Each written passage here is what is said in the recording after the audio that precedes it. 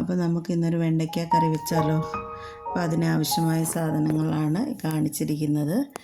ഇനി മുളക് പൊടി, മല്ലിപ്പൊടി, മഞ്ഞൾപ്പൊടി. ഇനി ഇത് ഉണ്ടാക്കുന്ന വിധം എങ്ങനെയാണെന്ന് പറയാം.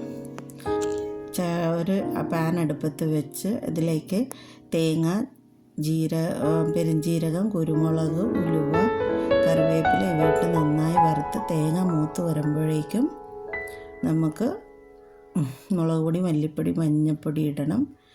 അത് നന്നായി അരയ്ക്കണം.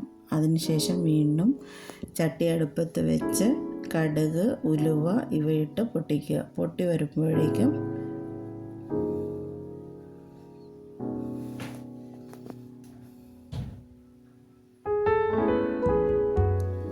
രണ്ട് കറിവേപ്പില ഇടുക. അതിനുശേഷം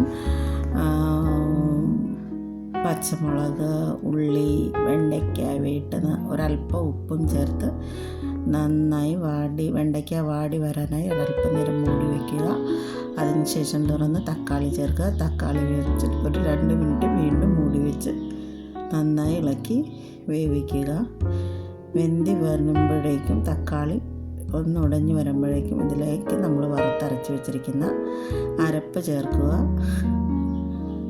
അതിനുശേഷം അരപ്പൊന്ന് ഇളക്കിയതിന് ശേഷം നമുക്ക് കറിക്ക് ആവശ്യമായ വെള്ളം ചേർത്ത് വയ്ക്കുക. ഒരു തുള്ളി പുളി പിഴിഞ്ഞൊഴിക്കണം. അത് എനിക്ക് വിട്ടുപോയതാണ്.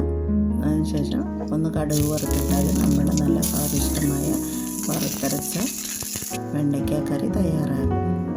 വീഡിയോ ഇഷ്ടപ്പെട്ടാൽ ലൈക്ക് ചെയ്യാനും ഷെയർ ചെയ്യാനും മറക്കരുതേ.